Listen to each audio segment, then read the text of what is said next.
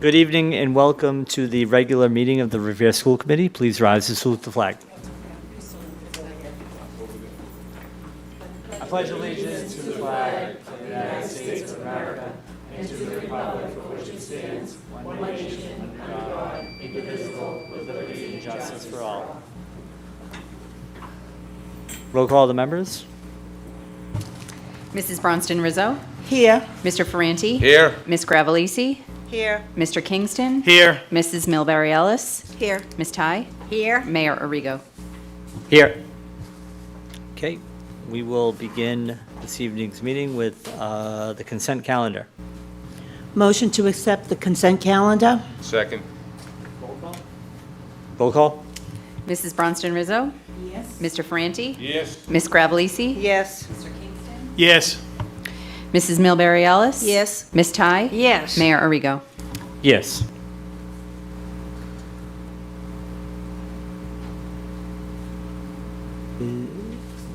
No student rep, right? So we'll go on to public speak. Any members of the public would like to speak, or anyone on Zoom, please raise your hand and we'll get you queued up. I am promoting Mr. Ralph DeChico.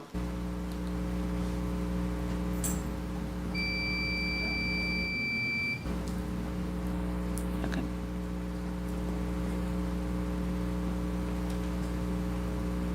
Thank you. I'm going to go as quick as I can. First, I wanted to thank you all for the vote of continuing with the video participation for your meetings. As everyone knows, I'm a big proponent of doing that. The MSA is also a big proponent on that, is trying to get the legislature to continue the July 15th date on it. But for the open meetings, if that does not go, cities and towns can still elect to have their meetings on video platforms. So I just wanted to give some clarification on that. Secondly, I just had a comment about now that the federal government is not supporting free lunch for all, free lunch and breakfast for all.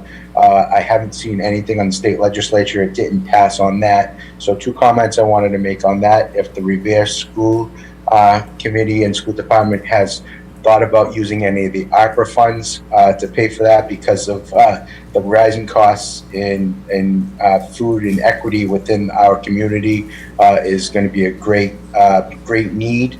Secondly, I know that there is other programs that DESE does let cities and towns go into, but Revere has not. The city of Lynn and city of Boston has also been allowed to be put into those different programs over the past few years. So I'm hoping that the school department's ARPA funds could be used for that, not the city side, to help facilitate free lunch and breakfast for all. Thank you. Thank you, Ralph. Mr. Mayor, if I could, just a point of clarification for the community. The Revere Public Schools does participate in the Community Eligibility Program, which means that because of the number of students who qualify for free and reduced lunch, we are able to provide free lunch to all students and free breakfast to all students throughout the public schools. Thank you. And also, can I just add to Mrs. Mr. Rizzo. DeChico and the viewing public, this school committee body had also sent a letter to the legislative legislative body to support the free lunch programs for all cities and towns in Massachusetts. Unfortunately, it fell on Deaf ears. deaf ears. Gotcha. Oh my gosh, I'm going to start the day over. Okay. Any other members of the public on Zoom? Nope, no other members. Seeing none in person, we'll move on to the Superintendent Report. Dr. Kelly. Thank you, Mr. Mayor. So first, it is my privilege and honor to introduce to you Ms. Mona Ford Walker, who I have mentioned to you all previously. We've been working with the Harvard Graduate School of Education, and Mona is going to be here working with us for the next 10 months, give or take, as she works on her doctoral dissertation. and her area of focus is urban education. So we have a tremendous opportunity to learn from her. I'll let her tell you about her history in education, but she comes to us with a wealth of experience in urban schools, and we're just really excited to have her here working with us. And I also want to give a shout out to the Harvard Graduate School of Education, which is very generously granting us Miss Walker's term and paying for her time here. So we really appreciate that on behalf of the Graduate School of Education. And Mona, how about it? Thank you so much, Dr. Kelly. Good evening, school committee members and community members. As Dr. Kelly mentioned, my name is Mona Ford Walker. I am a current student at Harvard Graduate School of Education in the Educational Leadership Development Program. Prior to being a student, I was a teacher. Well, actually, I was a graduate of Boston Public Schools, teacher, assistant principal, and most recently principal. Principal of a school in Brighton called the Winship Elementary School. And Dr. Kelly mentioned learning a lot from me, but actually I've been learning a lot from Revere. I've been here for just about 2 weeks and have been able to visit almost every school, walk the community, and get to know Revere, get to know this beautiful place on the other side of the bridge, as I like to say. Most of my experience has been in Boston, but I'm very excited to be learning about leadership at this particular level with Dr. Kelly and her team here in Revere. Revere is a special place, not just for the beach, but for the community and for the people who are in it and make up the community. And so I've been welcomed so far with open arms, and I'd like to thank the community for that. But I'm also looking forward to continuing to learn a little bit more about the successes of Revere, and also learn a little bit more about the work that Revere is engaged in order to make sure that every student is provided an equitable opportunity to engage in educational opportunities and experience success. With that being said, I don't know if there are any particular questions that folks have for me, but I'm here and you will see me, and thank you for having me. Thank you. Any members have any questions or comments? Ms. Milbury-Ellis. Sure, no question. I would just like to welcome you. I look forward to your dissertation and interested to see what your observations are. Thank you. Okay.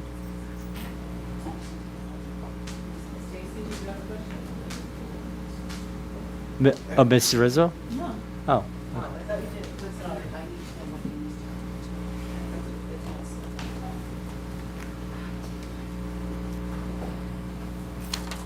Thank you, Mona, and thank you, Mr. Mayor. The next item on the superintendent's report is actually Dr. Garcia's update from the Equity Advisory Board. And I know he's got a couple of members that are here with us in person. And I was just asking him to tell me the names of those who I am going to bring up. I have, is Ann on the team? Both Ronas? Doc? Yep. Okay. I will promote her. And Jennifer Labalita, I know, is on the team. Ms. Kingston, I believe, is on the team. Yes. Shakira. No. Stacy Mulligan. Yep.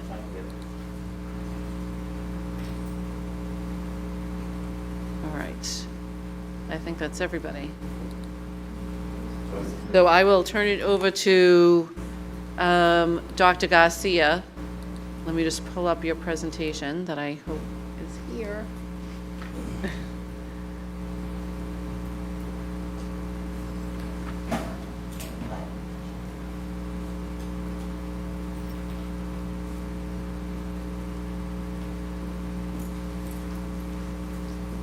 All right, and Paul, I am going to share my screen, is that right?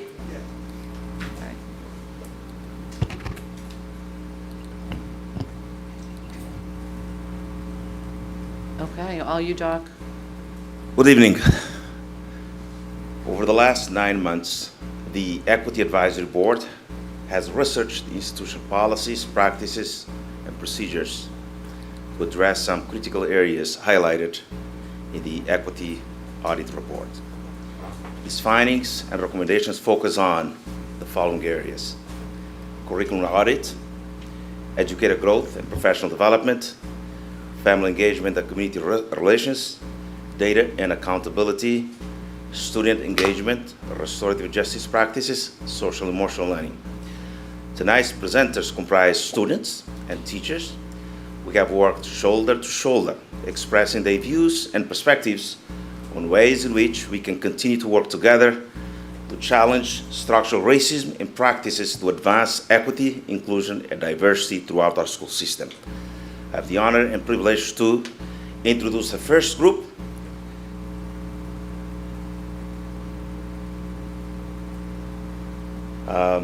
Jan Labolita and I have the other name.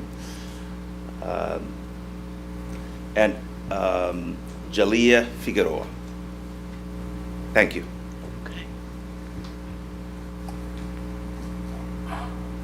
Just checking if Jalia's here yet. Let me just check the group. See, this is why this gets all so crazy.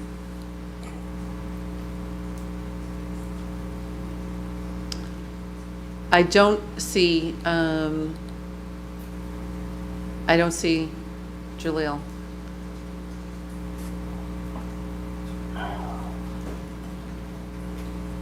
Okay, I can go. She might be logging on, I'm not sure.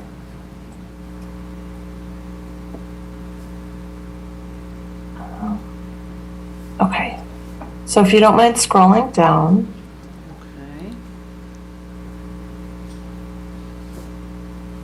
Okay. A couple, is the bias and sensitivity group going first actually, or? Did you want Which group did you want me to bring up here? The Bias and Sensitivity Review Committee. Okay. Oh, okay. Yeah. So bias and sensitivity isn't me just yet. Okay. Okay. So that's actually Hannah Menkari and Jennifer Kingston.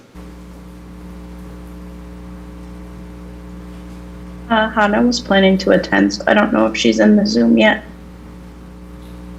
I don't know if you want to wait for her. This was part of the work stems from her idea that she presented last year with Dr. Porter.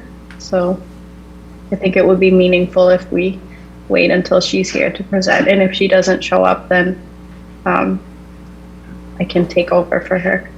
Sorry, Jen, who are you waiting for? Anna Mentari. Okay. But Jen Labolita was waiting for Jalia, and she's in here now. So Yes, if you'd like us to go, that's fine. We can let Jan go and then they'll join later, if that's okay. Okay, so what am I bringing up for Jennifer? So Jennifer is going to be a slide. Yep, right there. The Okay. blue. Thank you. Yep, Student Educator Growth. yes. All right, wonderful. Thank you so much. I'm Jennifer Labolita. I'm the director of the English Learner and World Language Programs, and I'm here with my colleague. Hello, my name is Julia Figueroa, and I'm an incoming freshman at RHS. And we were members of the Educator Growth and Professional Development Committee, so we're going to share 2 projects. So Julia, go ahead. Our first area of priority was our commitment to equity. Define, align, and articulate the equity work within the district by engaging stakeholders in the work of the improvement plan and specific DEI work. That's our first recommendation. Our priority area 2, workforce development and recognition. Design and implement an arc of DEI, diversity, equity, inclusion, professional learning for all RPS staff. Align staff feedback and evaluation structures to district priorities. So these are the direct items from the equity audit, so we aligned our work to both of these priority areas. So you can go to the next slide.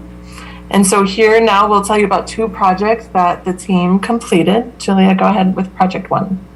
Our first project was to create sample goals and action steps to support and encourage education to select equity-focused SMART goals. We developed goals and a menu of action steps that will be uploaded to the EdGrowth system. When we surveyed staff, only 5 out of 104 respondents had selected an equity-focused goal for 2021 to 2022. Our second project, create a bank of vetted equity resources. Our group also gathered numerous resources, articles, books, podcasts, and videos from schools and staff. The resources were vetted and organized into a Google Doc that will be shared district-wide. It is able to be searched by topic or format and can be used to support individual and group equity growth. And the two projects are actually aligned because the Ed Growth action steps include using some resources from that vetted document. So here you can see some next steps for both of our projects. Project 1, Ed Growth System.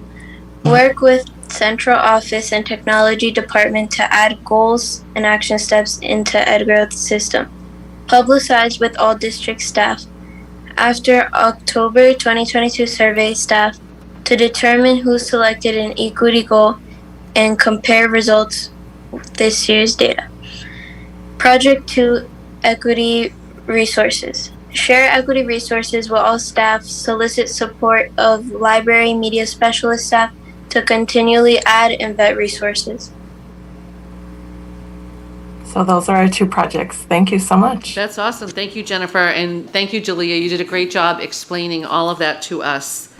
I know that Stephanie and Anna both here, so I'm going to go right on to family engagement and community relations and invite them to talk to us about the work that they've been doing on that subcommittee.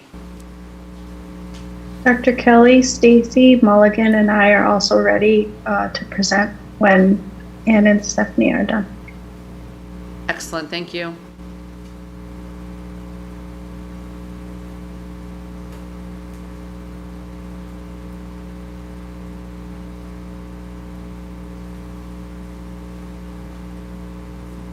Ann, I can see that you are talking, but you are muted. You're the first one to get the you're on mute.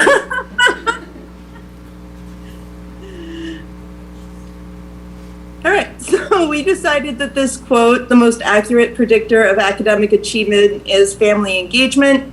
We thought that was a really powerful statement because we really need to think about how we bring families into the academic community. So in order to hear directly from our community, instead of making assumptions about needs or wants, we chose to coordinate surveys to get significant data from multiple stakeholders in order to receive the data and to best drive our recommendations. Next slide, please. So we have two priority areas. Our first and recommendations.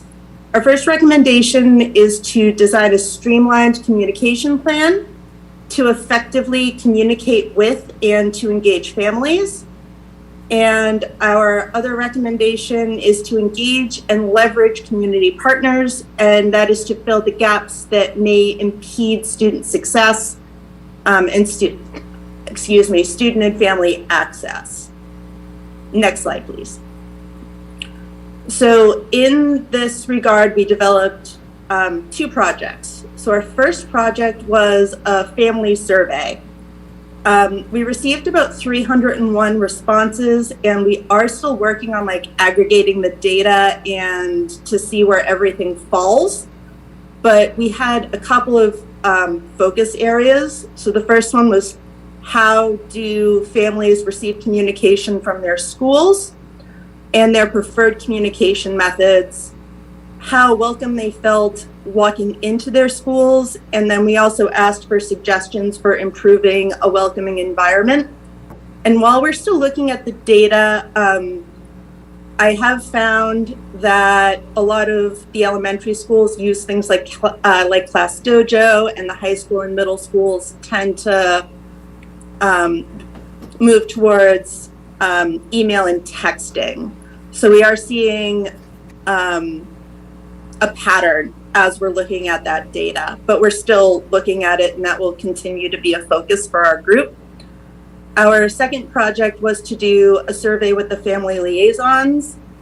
Out of, I think, 13 family liaisons, we had about 9 participants. Some of the family liaisons were fairly new, so bringing them into this group wasn't necessarily going to give us the data we wanted.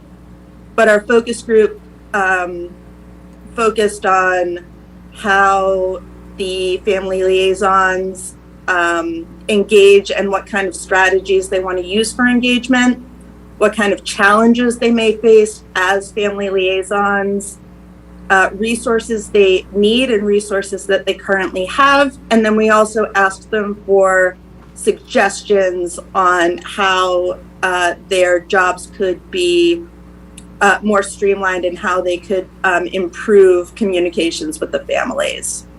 And I'm going to hand it over to Estefani. Hello, everyone. Now, my part is family engagement and community relations, our recommendations. So recommendations based on the data received from the project. 2, recommendation for staff. More training for all staff in methods of family engagement. More training for staff with focus on supporting families of special education and ELL students. Recommendations for family liaison program. School-based Welcome Center staff by family, ensure dedicated spaces for all family liaisons to support confidentiality, orientation for RPS, information on how to access essential services that are consistent to all schools, differentiated and defined responsibilities for interpretation and translation, more training for family liaisons with focus on supporting families of special education and ELL students. Next, thank you. So family engagement and next steps, so, continue to analyze family survey data, consider potentially skewed data based off of current events, suggest and implement practices to improve school family communication and engagement. Initial patterns, most responses received from middle school and elementary schools, inconsistent. Continue collaboration with Kathleen Heiser on the Planting Seeds for Reconciliation project that she received a grant to help revamp the Parent Information Center, and she has a little bit of idea, so we decided to see if we can be able to collab with her to be able to help facilitate our goals. Also begin planning post-COVID community events, create a welcome center in each school run by family liaisons, implement consistent office hours dedicated for to family support. Yeah, so basically a little bit more on the family liaisons. I believe that it's super important to see if we have a center or a place or somewhere in the school that we can be able to go with it and give hours, like, okay, within these hours we're here for any families that may want to come. Also promote more post-COVID community events. I feel that that's important, taking advantage of certain things, especially now that we have more access to more things now that COVID is gone, right? Well, it's still here, but yeah, thank you so much. Great, thank you, ladies. I will go back up to the bias slides, and I believe it's going to be Jennifer Kingston and Dr. Mulligan. And Hannah Mankari is here. She was just admitted as a viewer and not a presenter. Okay, let me just find her. I'm here, though, to jump in if Hannah has trouble getting in. Jen. Thank you, Stacey. She should be coming on right now. Hi. There she is. Sorry about that. I was okay. Ready, him? So our equity audit is focused specifically on curriculum and eliminating bias from the curriculum. And this is a nationwide push for more diverse books and materials to be in our classrooms, especially eliminating those that have racist or imagery or stereotypes. And this came up in one of Hannah's sister's classes. So she brought the book to Dr. Porter, and Dr. Porter started some of this work in our committee, and that's going to be talked about more in depth on the next slide. Yeah, so I believe I also presented on this in our last year's Revere Committee meeting, but I can also touch up on it right now. So we So I came across a book in my sister's English curriculum, 10th grade curriculum, that had, in my personal opinion, had very biased and sensitive images towards my religion and the Muslim population in the 10th grade curriculum. And it's been a year-long process, but we've been working on an auditing process, and ultimately these slides and these points will kind of are directed towards that process and working on auditing books K through 12 based on diversity and bias-free language. So one of these points would be updating the syllabus across all levels to better reflect our student body and community, and then creating an auditing system.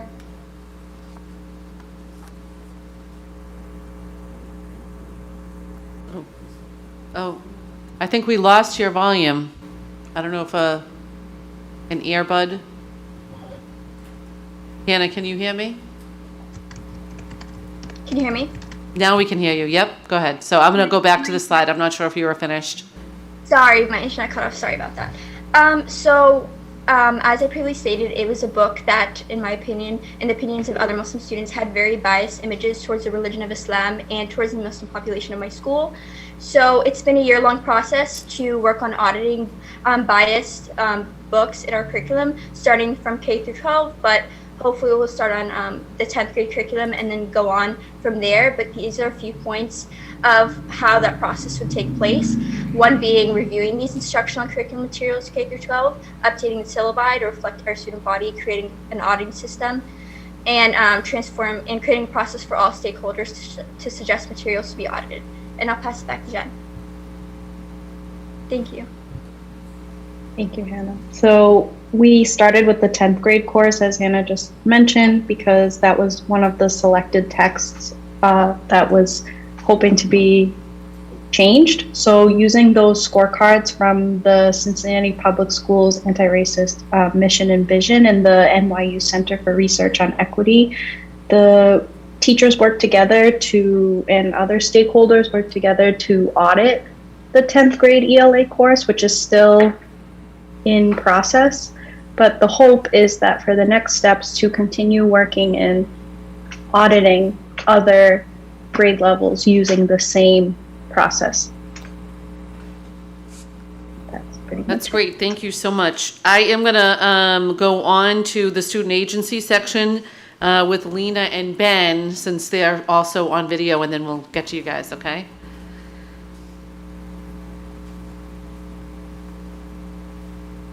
See here.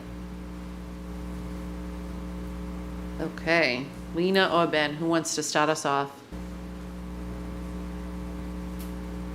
Hi, I'll start first. I'll start it off. I was like trying to move this to it because I split my screen sometimes, but hello, I'm Lena and I'm representing the Student Engagement, Restorative Practices, and Social Emotional Learning Group. In this, we answered the question, why must student agency be a priority in Revere? We believe that young people have the right to speak up regarding decisions that affect them, and that districts that purposely include student voice are proven to have students who feel confident, embrace challenges, connect with their community, invest in democratic values, and demonstrate a deeper cultural competency. This information is supported by a study done by the Rennie Center called The Condition of Education in the Commonwealth of Massachusetts, and an academic publication called The Politics of Education. So in the next slide, we provided a small clip from, I think it's 1 minute, around there, from Amplify Student Voice, our new TV show, in which we partnered with Revere TV to help basically amplify student voice and make them loud and clear, and that's our motto. But we began with figuring out a project that would help students make students feel more included, welcomed, and felt like their voices were heard loud and clear, especially in our school community, because obviously there's a lot of change that is needed, and it's important that we include all different age groups and ethnic backgrounds. So we decided that the best way and most entertaining way we could kind of keep students engaged and other people engaged is create a TV show with Revere TV. So we've been meeting monthly to help plan projects like interviews on certain policies, like the uniform policy, which we're planning to. And then also just we've kind of began the process because it's a whole process, but we've gotten our first video in, which is great. And from now, we're continuing to like bring in more people, and we wanted to make a more engaging, fun, and interactive process and as a whole. So here's a short clip from our TV show.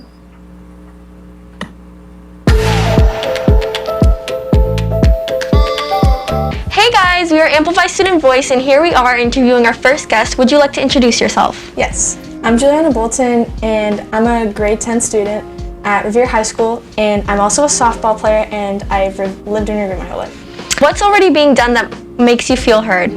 Something that makes me feel heard at school is the connection between administrators and students and other students, and students between teachers. So the connection between teachers and students makes me feel more comfortable at school in just that environment. And I feel like it depends from classroom to classroom and teacher to teacher and how comfortable the students are to talking to the teachers about specific issues, or their social workers or guidance counselors about something that's bothering them, or how they can get better in that course. And I feel like for me, if the teacher is offering to be more responsive to the student about what's going on, or how they can be more assistive, for example, with a problem with their mental health, or if they need help finishing the work, I feel like that just makes me feel more comfortable. And I know that if I ask questions, it also helps other students in that environment. Yes, I feel like our school environment is very friendly, and we do talk with a lot of administrators, and everyone's just very connected in a way. But what do you think we could do to improve it? I feel like something that we can do to improve that is definitely how the students work towards that. So something that I do is that I try to be as responsive as I can to the teachers so that we can build that connection.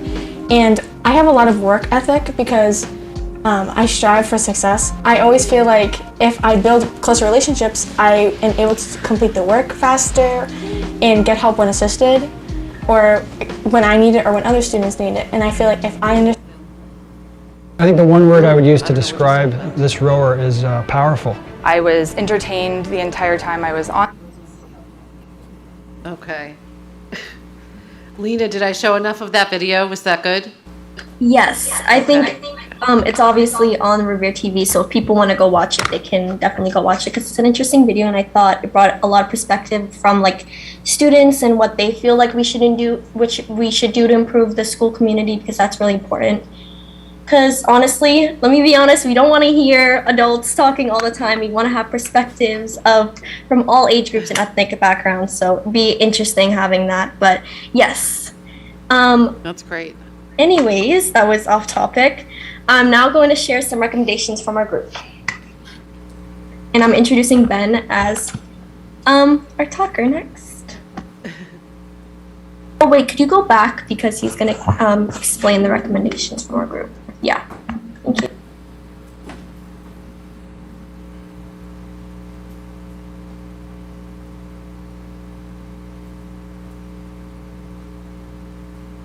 Ben, I don't know if you're speaking, but we can't hear you.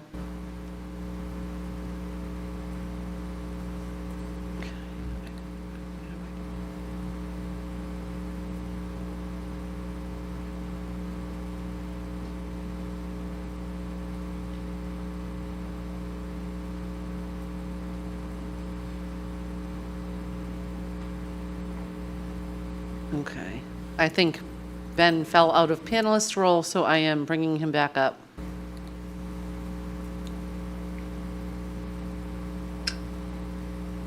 Suppose I needed to join as a panelist. Can everyone hear me now? We can. Sorry about thank you that, so much, Ben. Dr. Kelly. No No problem. problem at all. Good evening, everyone. Thank you for letting us present this evening. My name is Ben Godfrey. I'm a grade 8 English teacher over at the Susan B. Anthony Middle School. I'm sitting here very proud right now of Lena and other students who did some amazing work. It's been an honor to get to support them over at Revere TV and with the other work we've done this year. We've got some outstanding students, not just in our group, in our whole district, as we all are well aware.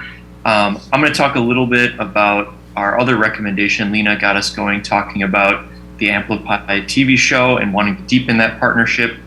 And I'm going to talk a little bit about commitment to restorative justice and a recommitment in Revere. So some work was started this year at the middle school level across districts to begin restorative practices. And I'm happy to share that even this morning, I met with some really invested parties, including principals from all 3 middle schools, to talk about how we can grow that community and share resources across all 3 middle schools. A big piece of that is to continue to offer RJ training, restorative justice training opportunities for faculty. Next slide, please. So some of our next steps, what we want to work on in terms of projects for next year, are to create content to share more regularly. So this year we really focused on longer form videos, which created a great opportunity to share conversations that young people were having. But one thing we wanted to do is to create smaller bites of media that we could use to engage more students in conversation. So that would include creating a plan, a calendar to put posts out fairly regularly.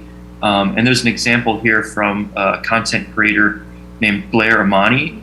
It's about a 60-second clip from a series that she does called Smarter in Seconds. It's a really great example of educational work around equity and inclusion that is very accessible to students. It's time to take action. Start by talking to your doctor to see if Descovy is right for you. Whether you and your doctor... Smarter in Seconds, Juneteenth, a step toward the end of chattel slavery in the United States. In 1862, President Abraham Lincoln's Emancipation Proclamation only ended slavery in the states that had seceded from the United States. The U.S. proclamation was only enforceable by U.S. soldiers. It wasn't until 1 month after the end of the Civil War, on June 19, 1865, that enslaved people in Texas were freed because U.S. soldiers had retaken Texas. 7 months later, the 13th Amendment ended slavery in the United States, except as a punishment for crime. Honor Juneteenth by learning more.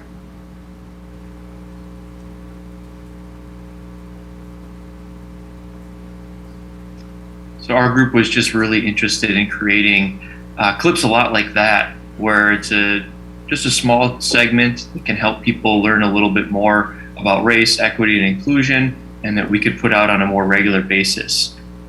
And our last recommendation that I wanted to touch on before I pass this on to others would just be to work with the Data and Accountability Group on our survey findings. I know we did a really in-depth survey at Student B. Anthony, and they've done a great job helping us sort through that data, but to help us look at all the findings from surveys across the district on how students are feeling about restorative practices, what else they need to feel part of the community.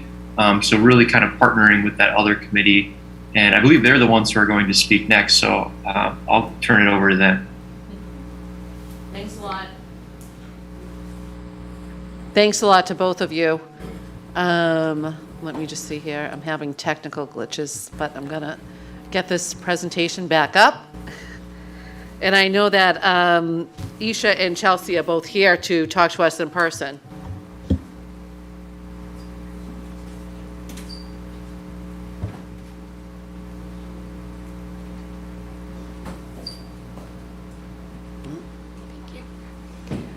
Good evening, my name is Isha Hassan. I'm a rising 10th grader at the Rivera High School. I'm a part of the Data and Accountability Subcommittee with the Equity Advisory Board. I will let my fellow presenter introduce herself. Hi, my name is Chelsea Banks. I am the language development coach for grades 6 through 12 for the district.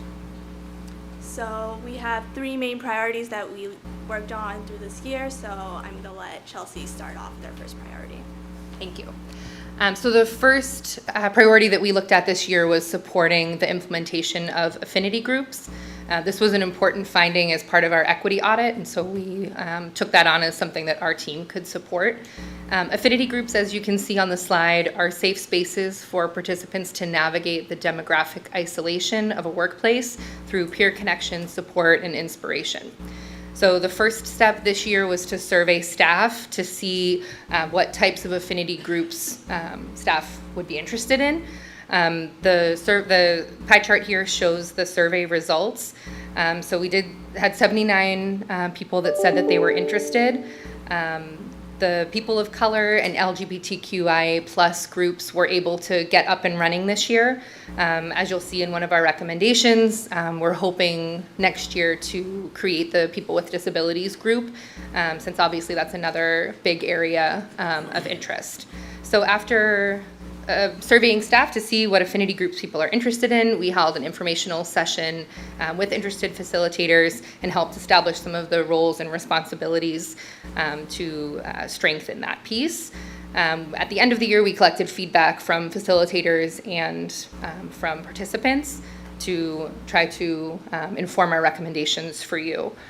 So the 3 recommendations that we have, as you can see, the first is to design a robust beginning of year communication plan to make sure that all new staff in the fall know what affinity groups are all about, know which ones we offer, know how to sign up, and then also to expand it to existing staff. So we have heard sort of through the grapevine from people that didn't know that something like this exists. So that's something that we're hoping a communication plan can solve. And a big piece of feedback coming from participants is really trying to support that peer-to-peer component. So obviously it's in partnership with the district, but doing as much as we can to empower participants or members of our board as needed to support that work. And stipends for facilitator time or for meeting resources is another suggestion from our group. And then, as I said, hoping to identify a facilitator or facilitators to get the People with Disabilities Affinity Group up and running. And I'll pass back to Isha for our second priority. Thank you. Our second priority was graduation success and dropout prevention. So as identified by the equity audit, the district's dropout rate are higher than a state average in specific demographic groups, including English language learners and students with disabilities. So in order to identify proper interventions, our team looked at specific factors that contribute to graduation success for these at-risk groups. So in our work this year, we researched key factors that contribute to the success, including explicit inclusivity, strong relationships, comprehensive learning opportunities, among the others.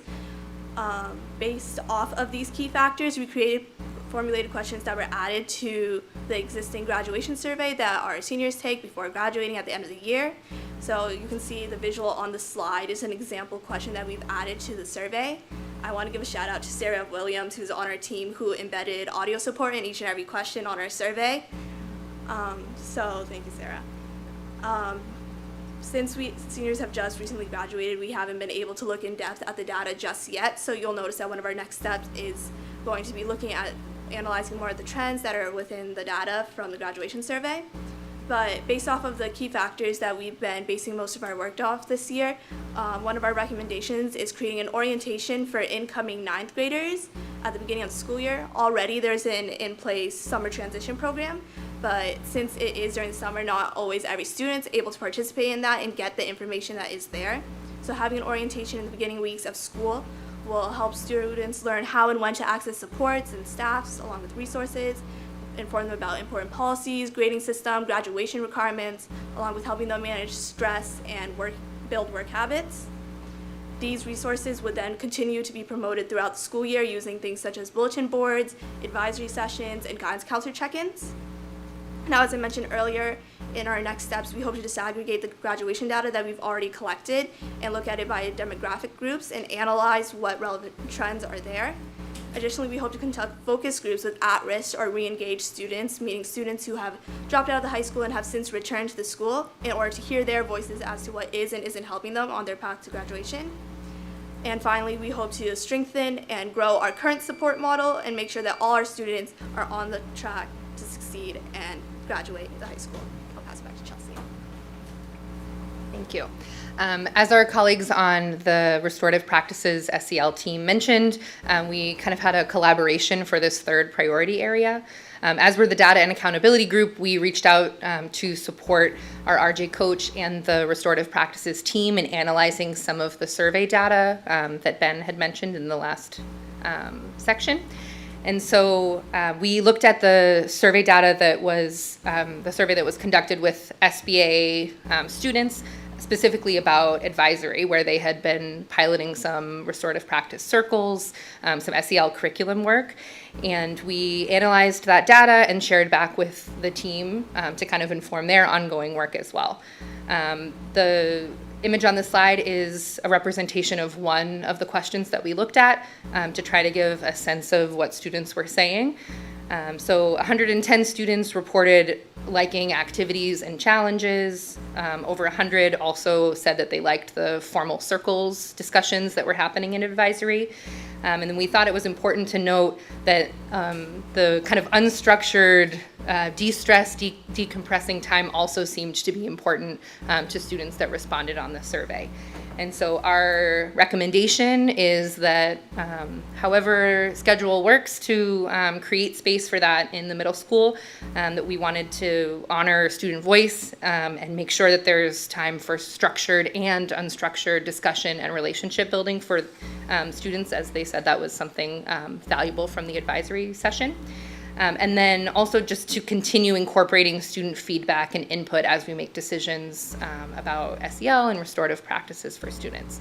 So our next steps would be to work in collaboration next year with this team again to expand, to do surveys and focus groups with additional students, hopefully K to 12, to see what students, what's working for them and what else they need and how else we can support. So I'll just raise one challenge that we have with that piece is we were able to introduce advisory at the middle school level. Garfield already had it from their ELT grant, and the high school already had it. We were able to introduce it at our other middle schools during COVID when we negotiated changes in schedules with the teachers. However, the teachers at the Susan B. Anthony at the end of this year, that was only a temporary change that they allowed. And at the end of this year, they actually voted to revert back to their old schedule and not have student advisory. So I'll be sure to share this data with Principal Willette. I know she was very disappointed that the staff voted that way. And I don't know if they had a chance to consider the student feedback before they made those decisions, before they voted on that question. But we'll be sure that they all get to see this. And hopefully that will inform their decision-making going forward. And if there's anything that our team can do to kind of support that conversation and getting creative for how to make time for this in the schedule, we're happy to do that too. That's fantastic. Thank you very much. Thank you. So I think that is the full presentation from the Equity Advisory Board. Do you have anything else, Doc, that you want to say? I just want to thank you for listening, first of all, and our viewers that are there listening. I just want to thank our students, our teachers. We have worked very hard. I mean, you can see the quality of the work they put together. You all of you are champions of the equity, and I hope that you continue to be that way, because that's the only way we can transform structures and we can improve our schools. Thank you very much. Okay. Any questions? Any members have any questions or comments? Okay, we'll continue on. Okay, thank you all to everybody who presented, and we'll see you when the summer's over. Thank you. I think you have a nice day. Bye, thank you. Thank you, Dr. Garcia. Yeah, thank you.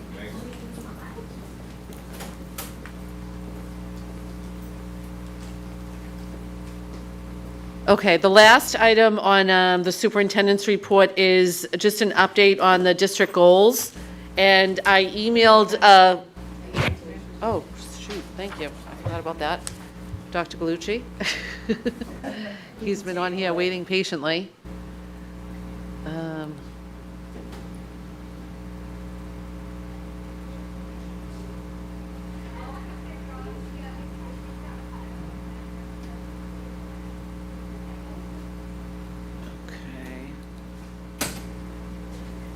Hi, Dr. Gallucci. How are you this evening? Doing well. Hi, everyone. Okay. All right. Do you want to give a quick intro, Richie, or do you want to just run right Sure. through this real quick? Sure, very quickly. So one aspect in all of our conversations about transportation that we have not discussed is elementary transportation.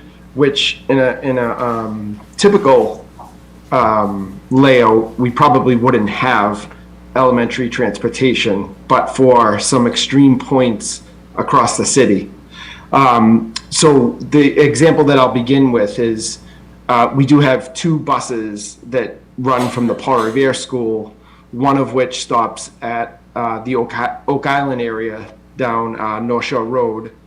And if we go to the second slide here, the more extreme point of going to the Point of Pines, which is all the way down in Riverside, which is all the way down North Shore Road. And it's these types of extreme points that have allowed us to provide elementary bus service to our students that live in these areas to ensure obviously their safety and a timely ride home to those extreme points away from the neighborhood school.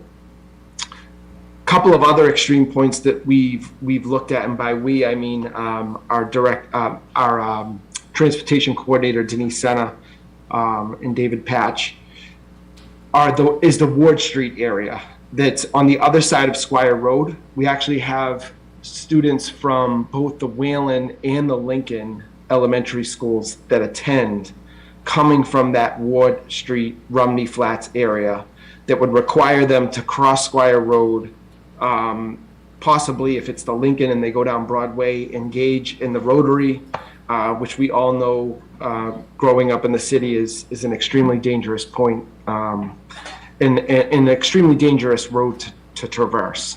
So that's another spot where we provide bus service for elementary schools. In fact, the Lincoln numbers are quite small. And if we transition to the next slide. Sorry. This one? Yep, that's it. The Lincoln actually has 1 bus that does the Ward Street area across Squire Road and then continues on to complete their stops up in North Revere, which is obviously another extreme point of the city. And the North Revere area also has kids from Wayland and Lincoln that attend those schools. So this is another extreme point where we'd obviously need to maintain bus service for those elementary students. In looking at kind of the transportation across elementary schools as a whole, we did begin to notice there was some inconsistencies in terms of areas that were not quite as extreme as these areas that were getting bus services. So we can go on to the next slide. So one example of this is from the AC Wayland to St. Mary's. And if you just travel along Malden Street, that's less than a mile to the school. There is a crossing guard at every entrance of the Wayland complex. There's also a crossing guard there where Dr. Kelly's Mouse is at Vinnie's Market that would allow someone to cross over Malden Street at that intersection, and then travel along Malden Street to the St. Mary's area.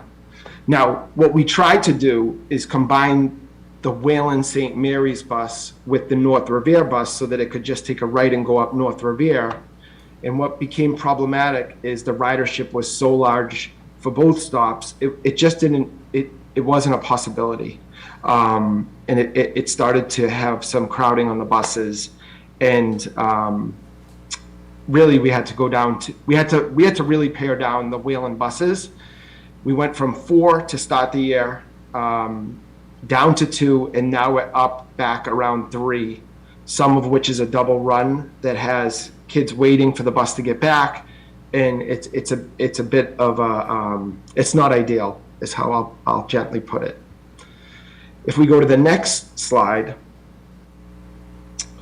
so there is another extreme point somewhat south of the Wayland, where we have students that attend the Wayland from Dale Street, Vane Street, Reservoir, kind of up towards, if you were headed towards the Newbridge Cafe. The other side of Reservoir, as you get further down, are Hill students. And then we have that big red square in the middle, which is really the Mountain Ave area. And that area was receiving bus service coming into the pandemic. We continued it throughout the pandemic. But really, if you go to any extreme point within that red square, it's very challenging to find anything that even approaches a mile. The example I often give is there's a stop at Adams Street, which is literally a left onto Cushman and a right onto Adams. Even today, going from Wayland up into the streets with two sidewalks and going all the way to the bottom of Oxford, which is probably one of the more extreme points. When you get to the stop sign at Oxford and Park, it's 0.9. It's just under a mile. And so that area that was receiving bus service for the longest time, we feel could be an area where we'd recommend to discontinue bus service, particularly with the wealth of crossing guards that surround the Wayland School area, not only up at Vinnie's, but the 3 that surround the school at every entrance and exit. The other piece of this slide is that we would want to continue bus service for those students that live down near Dale and Reservoir. I do feel like Park Ave is kind of the line of what becomes extreme. And if you live down near the overpass and in the New Bridge area, on the other side of New Bridge, obviously on the other side of the overpass, that is quite the hike to the Wayland School for those students. And they're crossing over Park Ave just to even get to the side of the city that their school is on. So that would be kind of the recommendation there, to maintain this bus service to those students that are in that kind of extreme area. And we talked a lot about consistency, and if we think about the fact that the Hill School gets no buses and have kids that live down on Reservoir, on Revere Beach Parkway, on Spring Ave, those are distances that are about a mile from the school where there's not bus service. So we really tried to be careful and look at areas that were less than a mile and try to see how safe the area is. Is there crossing guard service? And would this be something where we could discontinue bus service? Because we're going to need bus service in other areas as well. Like to harken back to the Paul Revere, sometimes in a school year, we're able to do Oak Island and the Pines on one bus, given ridership. This past year, that wasn't a possibility. We had to go one Oak Island, one Pines. And those, again, are extreme points like I've laid out here. I think that's all, Dr. Kelly. So one thing that I will also add that we're thinking about and need to talk to principals about and take a closer look at, but one of our curiosities is if any of the people who live in that green area that are currently going to Wayland School, if they would prefer to go to the Hill School, which is closer. And so that's one of the things that we're going to pursue with families. And that might help us further down the road as well. That's the Dale Reservoir area. Yeah. Ms. Gravellisi. Thank you, Mayor Arrigo. Does the Hill School have the capacity to take that amount of students? Will that overburden the classrooms? The Hill School has smaller class size than the Wayland does right now, so it would be beneficial to both schools if some kids transferred. I know that often, especially in the upper elementary, the families feel attached to the school that they're going to, so I don't anticipate if their kids are in 3rd, 4th, 5th grade that they're going to want to make a switch. But somebody who has a child in kindergarten or who's just moving into the city might prefer that option. Mrs. Rizzo. Yeah, I lived on Mountain in Amasa, and saw the number of students that would stand there for the bus stop, and then a couple of feet down to Oxford, and then a couple more feet down to Lambert, maybe not feet, yards. And on nice days, I wondered why wasn't anyone walking to school, because it's a perfect area to walk. I know when Julie DeMauro started the walking school bus for Wayland School, it was really nice because students tended to go and meet and walk together, and it gave them, time to spend together and release, and a lot of the parents walked with them.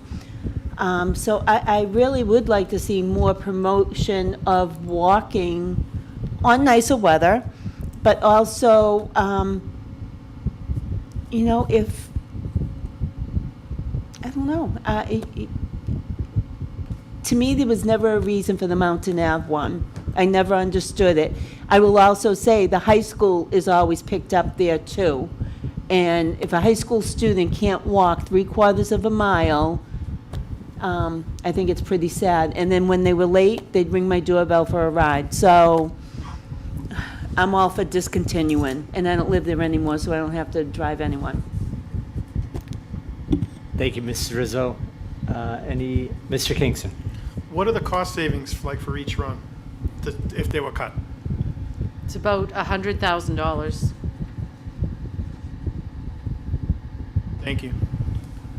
Mr. Chairman. Ms. Ty and then Ms. Franti. Ms. Ty, go ahead. Just a question. If there's a division and there are openings in the Hill, I mean, I understand that people in the maybe 3rd, 4th, and 5th grade do not want to. But is there a possibility of switching it for children who are just beginning school and going into kindergarten, of making that their school to which they would automatically be assigned? I think we need to really look at the data. Yeah, we need to really look at the data and see where that is, and really talk to the principals involved as well, you know? Right. But if some kids are getting a bus, Dr. Galucci has heard me complain about this, and I think you too, Dr. Kelly and everyone else, about why are kids from Beachmont not getting a bus if they are not quite a mile, and other people are getting buses if they are only 3/4 of a mile.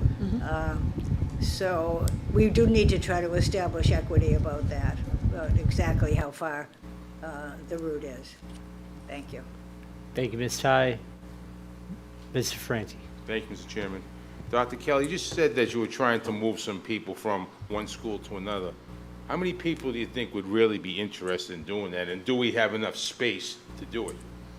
And honestly, I don't have answers to those questions. We're just at the point that we want to start looking into that and see if we could identify even 15 or 20 families that could be helpful, if they wanted to move to the Hill. But I honestly have no say. And I think the points that you're all making, like even if there's a kindergartner coming in next year, if they have a 5th grader who's already at the Wayland, they're not going to want to make a move now, you know? So I think it gets tricky to identify who are the right candidates for that. Mrs. Rizzo. A question. I don't get many calls from parents, but surprisingly, I got 2 in the past month about kindergarten and busing, if they're past a mile. I was never a parent that would want to put my kindergarten child on a bus. I do know it talks about K through 6 in the Mass law, but I'm really not sure of the wording on it. If you could Yeah, we're not educate me. required to provide any transportation to kindergarten students because kindergarten is not mandatory. So we don't, with the exception of kindergarten students who have IEPs that say that they need transportation. Can I make a motion to send this to the Transportation Subcommittee for more discussions, and hopefully maybe next month come back to us for approval? Or Motion presented by Mrs. Rizzo, I'll second it. seconded. All in favor? Aye. All opposed? So moved.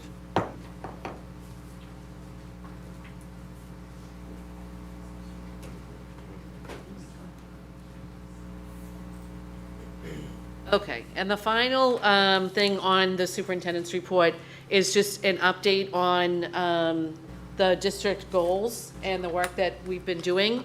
I sent you all an electronic package just before the meeting started. I'm sure most of you haven't even seen it yet.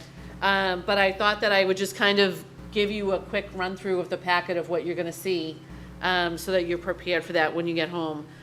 Let me just see if I can pull it up here. Actually, I can get it from my email.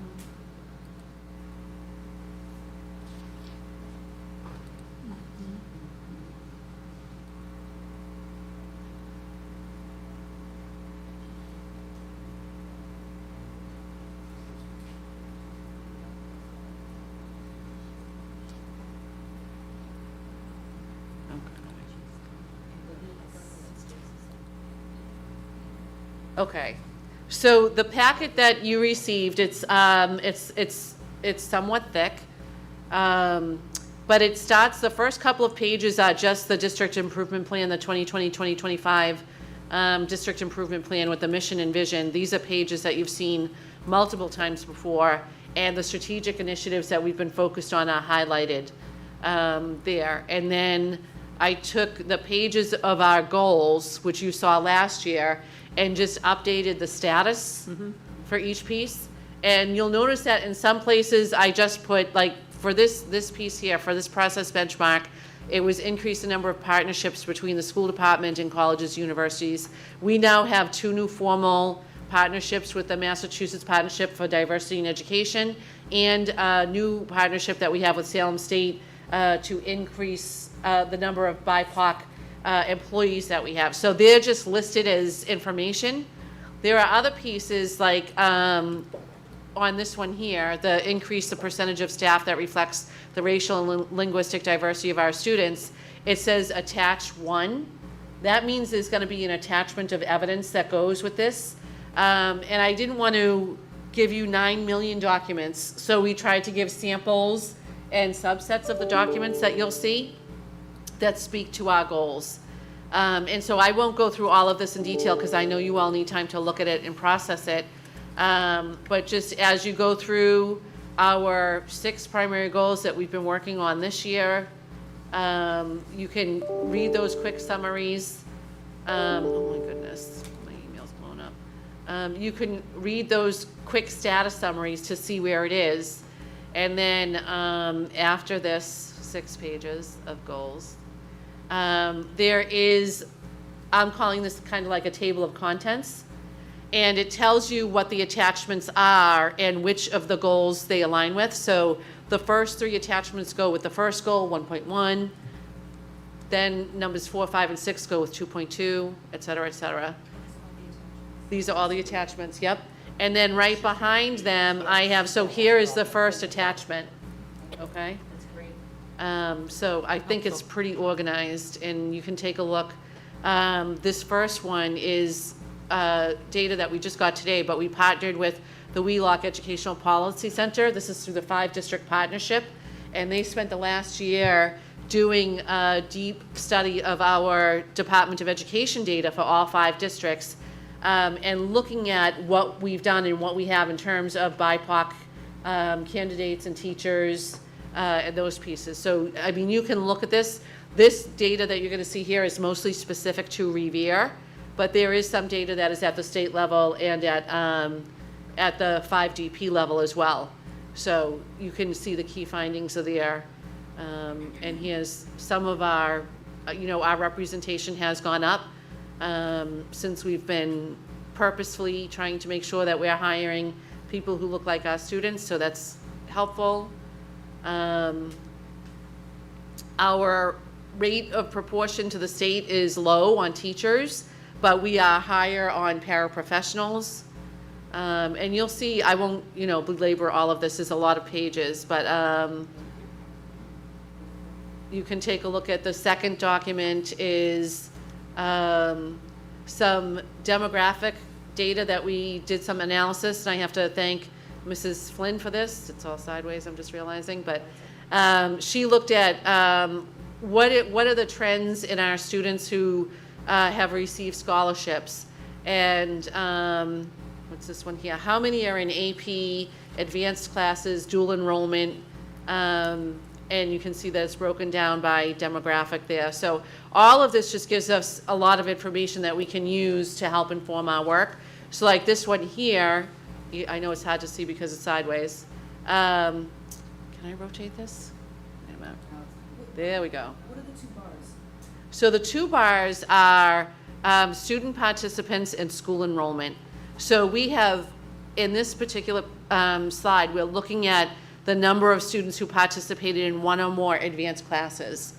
And so this is showing that while only 31% of our students at Revere High School identify as white, they represented 42% of that enrollment. And if I scroll over to our other majority population, which is Hispanic, even though 58% of our high school students identify as Hispanic, they represented only 40% of the students in those advanced classes. So it just demonstrates where we need to do some work in order to make sure that all students have access to a rigorous, high-quality education. And we also looked at gender differences, and some might be surprised to see this, but we actually have, in our advanced classes, 2/3 of the students are female compared to male. And that speaks to, you know, some of the conversation I've been having with all of you of late around grading and detracking and that. I've talked about that these decisions about which kids are worthy of honors enrollment occur when they're in 3rd, 4th, 5th grade. And often what the data shows, and this is shown time and time again in studies, is that it's black and brown boys who are excluded from those experiences. And often it's because they develop a little bit more slowly than girls do. So they might act out a little bit more, they might be a little bit less mature at their upper elementary years. But what it does is it relegates them to, you cannot have access to honors curriculum all the way through high school. And that's what this data shows. So, you know, just more evidence of things I think that we already knew. In terms of the grading, the kids exceeding competency at this is at the Susan B. Anthony in particular, you can see that that is almost on track with the percentage of kids who were graded as exceeding competency for white students is about on track with the school enrollment. And then the same is true, a little bit of ground to make up about 4 percentage points for Hispanic, but it shows that the work that we're doing at the middle school level is impactful. And that's where we've seen more progress around moving toward competency-based grading and all of that. Rummy-Mosh, a little bit of a disparity there that they need to work on. And there's more evidence here. I'll give you all time to look at and digest it. I think I have to rotate back somehow, but I'll just stop sharing now. And I'm thinking that if you want to talk about this more next month, we can do that, or if there's some other format that you think would be helpful to the committee, let me know and I'm happy to discuss further. Mrs. Rizzo. Thank you, Dr. Kelly. This will be very helpful to all of us, and hopefully we're going to get a date for a committee of the whole meeting, and we can see how we can add this in case anyone has questions after they've had time to take it all in and read. But thank you, it's very helpful. And a lot of work. And I should absolutely say that it's not my work, it's the work of everybody in the Revere Public Schools. You saw a big chunk of it presented tonight by the Equity Advisory Team. And under Dr. Garcia's leadership, they've really done a boatload of work. In a year when everybody was on their last raw nerve, it's pretty impressive what they accomplished. And that concludes the superintendent's report. Thank you, Dr. Kelly. We'll now move on to public hearings. There's a public hearing for the school year 2022-2023 budget. We'll begin by opening the public hearing to any proponents. Hearing and seeing none. Mr. Franti. Thank you, Mr. Chairman. I'm a proponent of the existing budget that's to be in front of the school committee tonight. Thank you, Mr. Franti. Moving on, I will close that side of the hearing and move to opponents. Any opponents to the school year 2022-2023 budget? Seeing none, I will move to close that side of the hearing, and I'll open it up to any committee members. Mr. Franti. Yeah, at this point, we're gonna go through series by series on voting on each series individually. There may be some people that are not voting on an issue because it's a conflict of, you know, family members working there, so they're not able to vote on particular series. Second of all is that there needs to be thanks in this budget. It's a lot of hard work by a lot of people, and they need to a thank you. First of all, coming to the school committee was really the easiest thing because our CFO and the mayor and Richie Viscay did all the work, and we just got the final draft of it. But just saying that all, myself being the chairman, I want to thank my committee members, Ms. Carol Ty and Mr. John Kingston. Also, the other committee members that contributed were Mrs. Stacy Bronson Rizzo, Ms. Susan Gravelisi, and Ms. Aisha Milbury Ellis. Also, our superintendent, Dr. Diane Kelly, our assistant superintendents, Dr. Danielle McCoba, Dr. Richard Gallucci, Dr. Lorenzo Garcia. I did not leave you out last, Matt, but you're the last one on my list. Our CFO, Matt Cruz, plus the mayor, Brian Arrigo, and the CFO, Richie Viscay, and all the staff on the Schedule 19. They deserve all the credit for this thing. We got the final draft of what it is, and it was probably a 3 or 4 month process with a lot of moving parts. Two of the major issues obviously was transportation, which had a significant increase this year, probably $2 million. We were still able to hire 22 more personnel from this year to last year. Those are, I believe, the biggest issues at this point. If there are any questions, let's address them now, please. Thank you, Ms. Franti. Any other members? Ms. Chai? Not a question, but I think how fortunate we are to have federal money, because I know that many communities that had federal money, that did have federal money, when it died out, they couldn't then replace people, and people were laid off in various places. We not only did not lay anyone off, we hired in crucial areas a number of new people who will service our children in every area of our curriculum, as well as be concerned with their social and emotional learning. So I think that has been, for all the support that we've got from all the people that you mentioned, and all the hard work, and yours, Mr. Ferranti. I'm very grateful to everyone that we can provide the kind of quality education that we are providing to our children. Thank you. And of course, I'm a proponent of them. Thank you, Ms. Chai. Mr. Kingston? In this weekend's Boston Globe, both Medford and Malden are actually sending pink slips to a number of employees, school employees, and they're in those two communities. And I thought it was, very sad for someone to, lose their job in that way. And I just wanted to thank Mr. Cruz especially for keeping the eye on the ball, so to speak, and really helping us to help us not have to lay people off, because I think that's a terrible thing. Thank you. Mr. Franti? Okay, Mr. Chairman, I'm going to start the voting now on each individual item.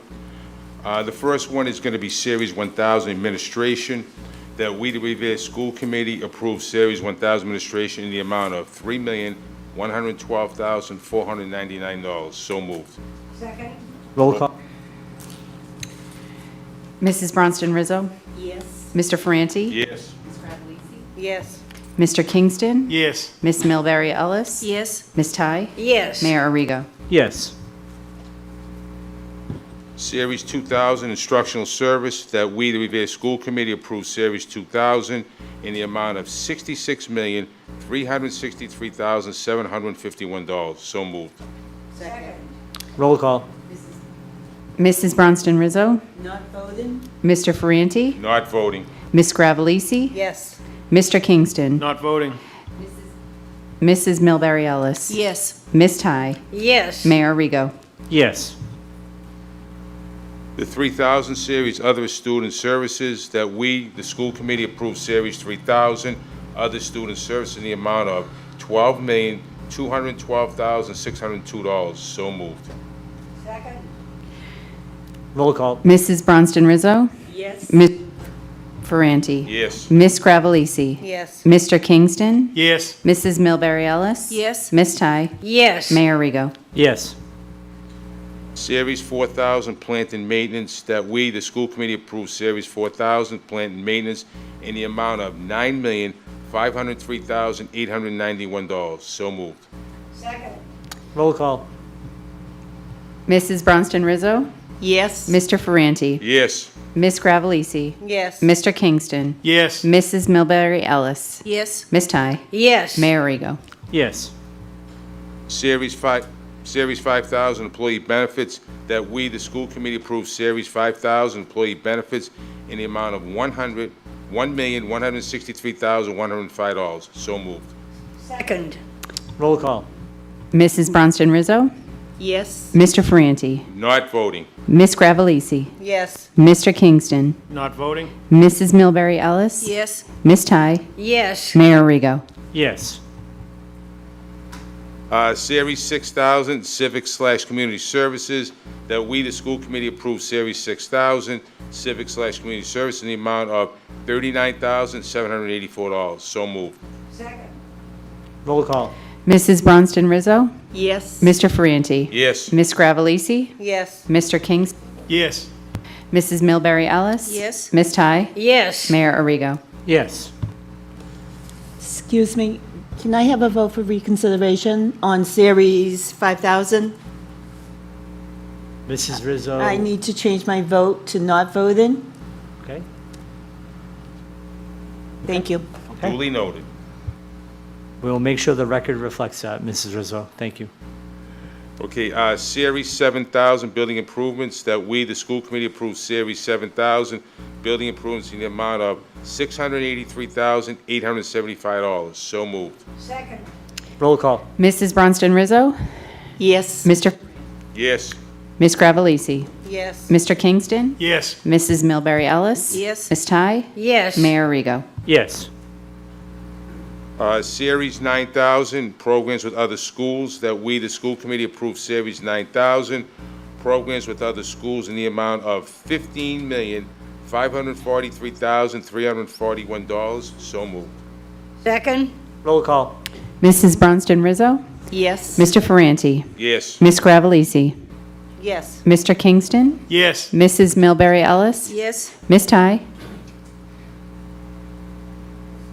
Yes. Mayor Arrigo. Yes.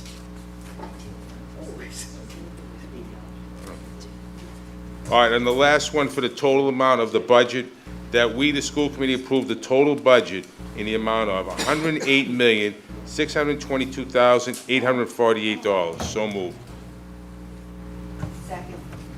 Roll call. Mrs. Bronston Rizzo, Yes. Mr. Ferranti. Yes. Miss Gravellisi, Yes. Mr. Kingston, Yes. Mrs. Milbury Ellis. Yes. Miss Ty, Yes. Mayor. Yes. And that concludes the budget to be voted on. Thank you to all. So we're on the report of subcommittees now? Thanks a lot, Matt. Thank you, Matt. Great job. Okay, the next item on our agenda is the report of subcommittees. Mrs. Gravellisi. Thank you, Mayor Arrigo. Report of the Safety and Security Subcommittee. The Safety and Security Subcommittee met on Tuesday, May 31st. In attendance were the committee members, being myself, Mr. Kingston, Ms. Ty. Also in attendance for that meeting was Ms. Bronson Rizzo, Mr. Ferranti, Ms. Milbury Ellis, Superintendent Dr. Kelly, Assistant Superintendent Danielle Macaba. We also had our school resource officers, Officer Singer, Officer Brennis, and Sergeant Internicola, and Chief Callahan joined in this meeting. Since the occurrence of the tragic events in Udale, Texas, we did have an outreach from community members with concerns of our safety procedures and policies. So we felt that we wanted to get the ball rolling and start giving some information out. The first agenda item on that was a review of the policies and procedures. The committee had asked and a lot of questions to the school resource officers. We had some comments and suggestions that were covered during that meeting. Dr. Kelly did inform us that, our safety plans are reviewed annually. She goes over them annually with the chief of police, chief of fire, the administrators, and herself. They go over each school's plan. Each school has a plan at the beginning of the year. It's reviewed with the staff and the administrators. Our A lot of our plans are not online, and they are not public information because we do not want to breach any security. So there are a lot of areas and topics that could not give a lot of all exact information. Officer Singer did want to address what he felt was the elephant in the room with the response time in the tragic events in Udale, and he did let us know, and as committee members, we do feel wholeheartedly that our RPD would respond immediately to any incidences that occurred in our school, and he did say that, they will put their life on the line for our students and staff, so he did address that. Officer Internicola did inform us that they're currently working on a walkie-talkie type system with the rec center and the schools where more staff members would have walkie-talkie communication with a direct line to the police station. So that is something that is currently in the works. We also discussed possibilities of ALICE training or awareness training for our school staff and teachers. Again, those things are still in the work. We also discussed active shooting drills, where we more so have them more like awareness drills or situational drills versus calling them active shooting drills. We will be meeting, and we are planning to have a large community-based safety and security subcommittee meeting that will include all of our school resource officers, a chief of police, chief of fire. We are planning this for early August, where community members can join in. They can ask questions. It'll be open to the public. It'll be accessed through Zoom. We're hoping to have it in one of the school auditoriums. Like I said, the exact date is to be announced, but all of these questions will be answered for the public before the start of school. So we are hoping that, the word gets out and we have good attendance for that community meeting in early August. The second agenda item was questions about additional school resource officers. Chief Callahan did address that question, and he said currently it's a staffing issue. Just like everything else, there's staffing issues in the police department. So he's currently experiencing a staffing issue, and he's also experiencing some difficulty getting into the training sessions for the school resource officers. Currently, the August training academy is full, so he's looking into getting someone into the September training academy. There was discussion about having additional security staff. Dr. Kelly informed the committee that she does review all the security staff with the administrators and principals from each school, and if there's need for them in the schools, they are placed appropriately. We did ask about what type of training our security staff got. Those questions will be answered at that larger community meeting in early August. Chief Callahan did advise the committee that since the tragic events in Udale, that he has made some adjustments to the sector cars so that there will be more visibility in the school areas. So that was comforting for the community. Now school is out, so we'll be working on, really all the details for our August community meeting. Officer Singer did add in, which was a great little piece of advice. The best security measure is prevention. So he, just reaches out to everyone, staff, parents, grandparents, students. If you see something, say something. The greatest prevention is to stop anything before it happens. So if anyone sees peculiar behavior in a student, if a grandparent sees unusual behavior in a grandchild, whatever it is, reach out to somebody in the school community or the police department. Everyone's always there to help. Another agenda item was an update on school cameras. We have 44 additional cameras that will be being installed this summer. The placement of those cameras will be determined by the school resource officers and the principals of each school. There was also a joint grant with the police department with a line item for additional cameras, so more security added to our schools.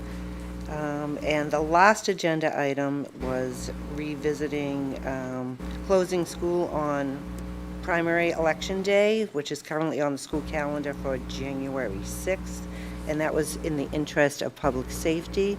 The motion that occurred on that day was a recommendation from the Safety and Security Subcommittee to change the 2022-23 calendar to have the primary election day off for this year. That's currently on the calendar. And so that's coming forward now to the Committee of the Whole for either a vote or a discussion. It was a very productive meeting. So if I may, Mr. Chairman, at this time, I would like to make a motion that we declare September 6th, 2022, currently an election day, as a day on which as a day on which the Revere Public Schools will not have school, will not be in session. Motion made by Ms. Tai, seconded by Mr. Kingston. Roll call. Mrs. Bronston Rizzo, No. Mr. Ferranti, No. Ms. Gravellisi, Yes. Mr. Kingston, Yes. Mrs. Milbury Ellis, No. Ms. Tai, Yes. Mayor Rigo. Yes. Can I just clarify for people who might be listening Dr. that Kelly, means go the ahead. last day of school will be Tuesday, June 21st, barring any snow days, and we will work to get that calendar up on the website and sent to all employees tomorrow. And published in the various newspapers and so forth. The I usual- don't believe we typically do that till August. I just think that maybe this year, Okay. since it's been kind of confusing, Good point. and not because it's been confusing from you, Dr. Kelly, but because we have had so much discussion on the thing. But thank you. Mr. Kingston. I appreciated Chief Callahan assigning the sector cars in between calls during the day to the schools. I know Ms. Gravellisi mentioned it, and I thought it was great. I had the chance to visit the Civics Day at the SBA and saw a police cruiser parked there. I went to the Garfield School for their field day to help them grill, and there was a police cruiser sitting there. What I would ask through the mayor and at that community meeting, if possible, if the chief could continue that practice come September. I think it's a comfort to see the police officer in the vehicle, in addition to the resource officers. And I just thought it was great. And, they're only there when they're not answering a call, but they're there quite a bit. And I think it's just a great thing, and it's great for the public. And I know a lot of parents said to me, it made them feel better to see a police cruiser parked in front of the school, during the day. So I'm hoping that practice, I know school's out now, but I'm hoping the chief could look at that, continuing that practice in September, or August when we go back, excuse me. Thank you. Thank you, Mr. Kingston. I will make sure that I speak to the chief about that, and we will continue to implement that practice. Mrs. Rizzo.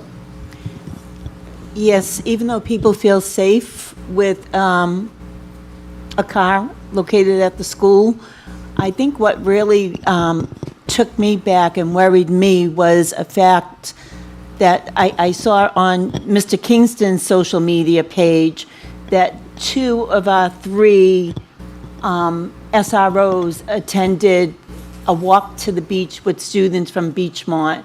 And to me, that's not feeling safe. So even though we want that left 1 person open for the city in case of an emergency. So I think we need to think about how they're being used more safely and responsibly.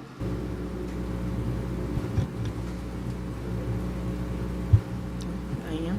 Yes.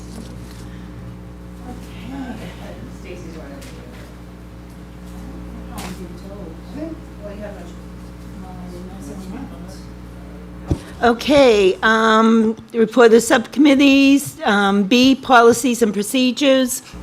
I just requested if Dr. Kelly would bring us, would speak about the attendance policy and the procedures that we have in each and every handbook. if you could briefly go over it. Sure, and I'm going to thank you for bringing up this topic because I know it's been confusing this year for a lot of people, and there is a narrative in the community right now saying there's no attendance policy. And there are a lot of people who believe that. And so I'm going to share my screen and take us to the Revere Public Schools website to share our handbooks. And I'm going to do this exercise of going through the website so people know where to find them, just so they can really understand where they can get information. And so if I'm right now, I'm just on the main page of the Revere Public Schools website. I am going to come over here to families and go to handbooks. And then families are invited to pick which language they want to see the handbook in. I'm going to choose English, which is my primary language. And I'll start with the middle school handbook. And the whole handbook is located here online. And as I mentioned before, it is there are translated versions in all languages, so folks can choose to look at this in the language that's most comfortable to them. And I'm going to do a search here for attendance. And I see on the table of contents that that's going to be on page 4. And then I'm just going to scroll down to actually find it.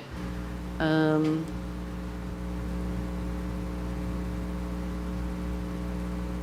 right. Okay, thank you. So we have the attendance, tardiness, and dismissal policy.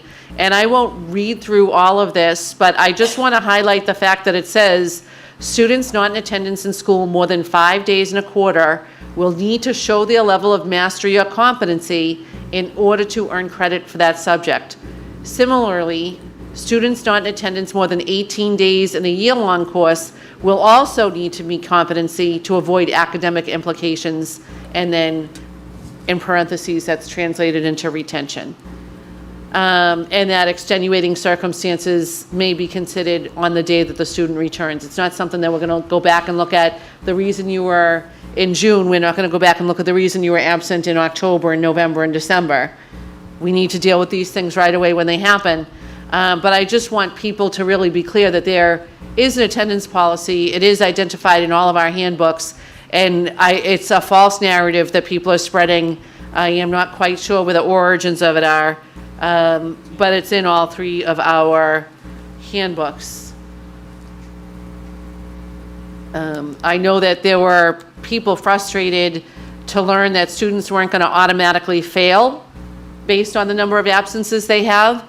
That's one of those things that we've talked about before that really negatively impacts students, particularly students who live in poverty and might be working after school or even overnight in some cases and wake up late for school in the morning and struggle a little bit more to get here. It doesn't mean they should have to fail if they're able to do the work. The key is if they're able to do the work.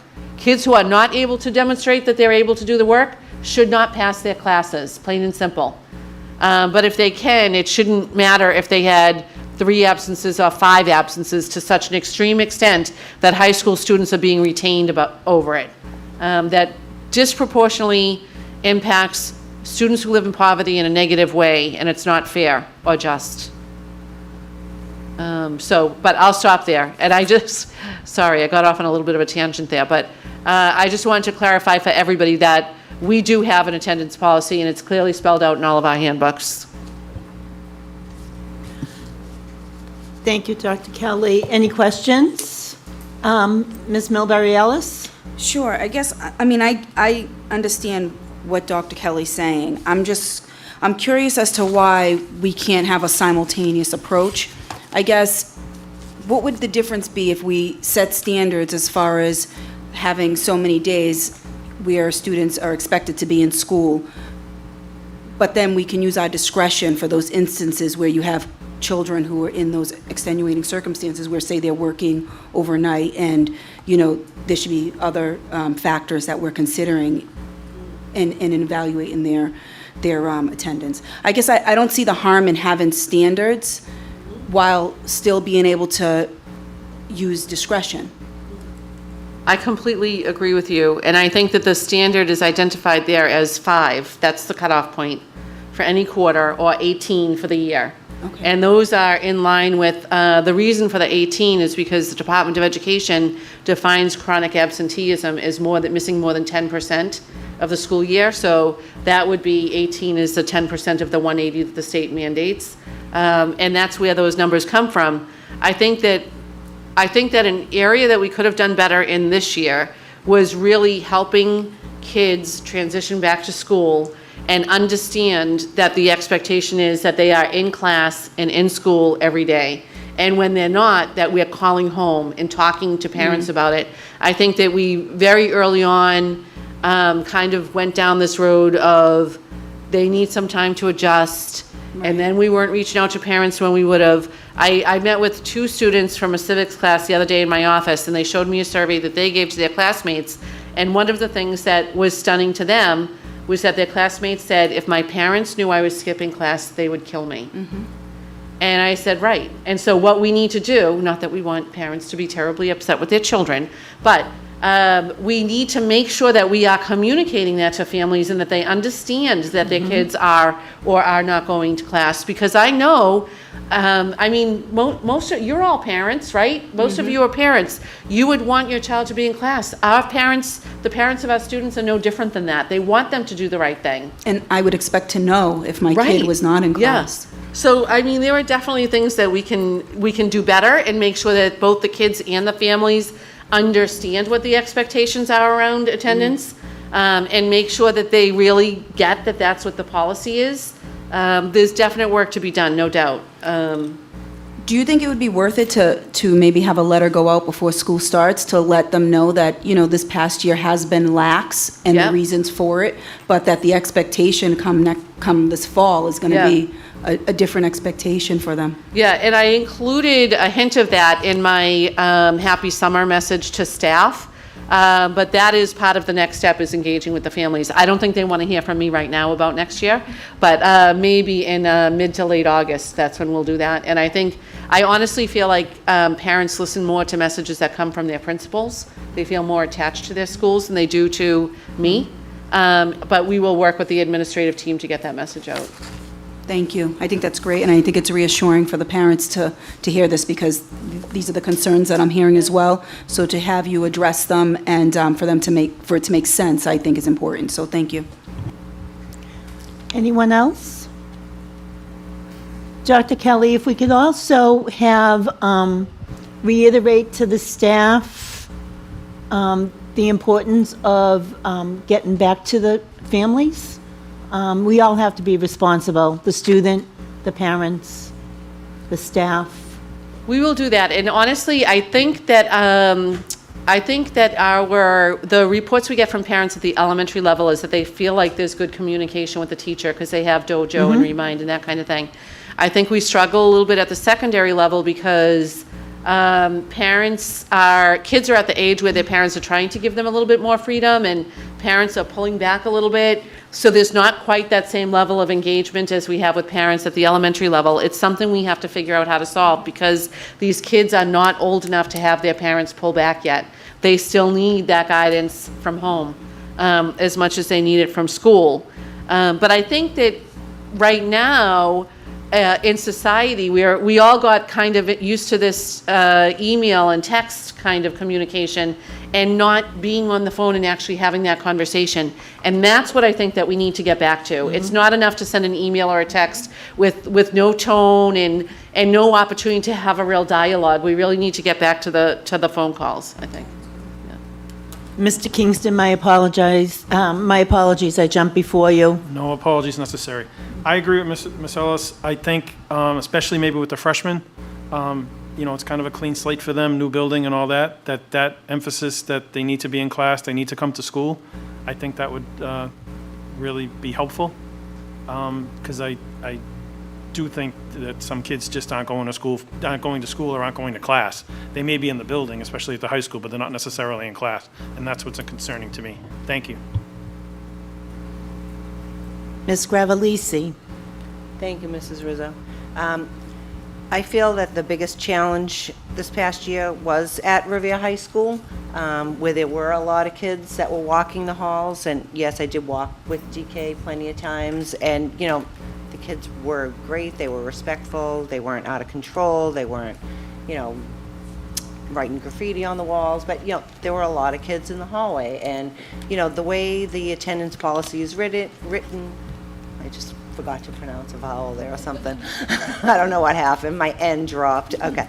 So the way it is written, with the 5 days absent, but then you can show competency, I feel at that high school level, they feel that they can just take as many days off, because they know the work, so they just, in their minds, let me just show up at the end and, you know, make up my classes with APACs, or, you know, just bring my work in. So that was where the biggest challenge was. Yeah, And definitely. that's where we really have to try to have some boundaries for these Agreed, kids. yep. Because all students need boundaries, adults need we all need Yeah, boundaries. we do. And consequences for our actions, so. Yeah, and I think that there's a lot of work in other areas that we need to do around rigor in the classroom. Like, you shouldn't be able to pass a class if you're absent 15, 18 times. There's something's off there.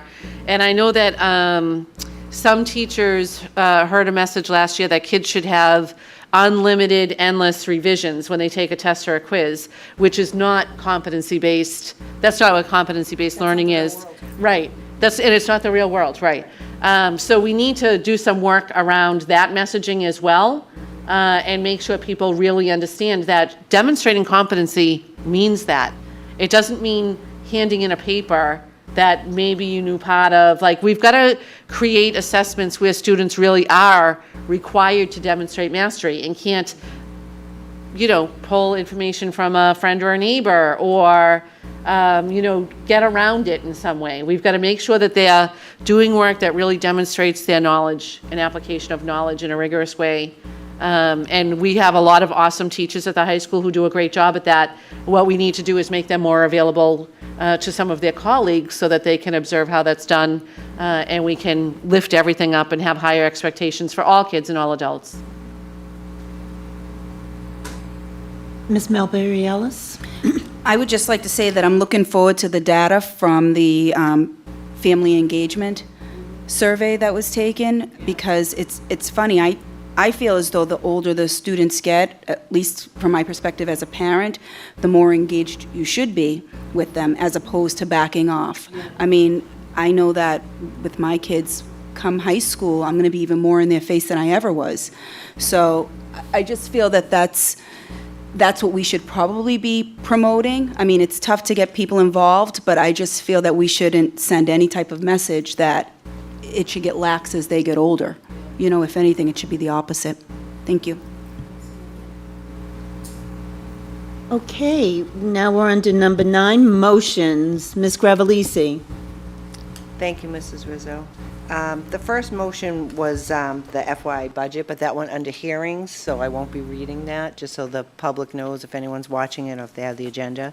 Okay, motion B, motion to encumber $15,000 for invoice number 18 for Left Field LLC for April 2022 professional services. So moved.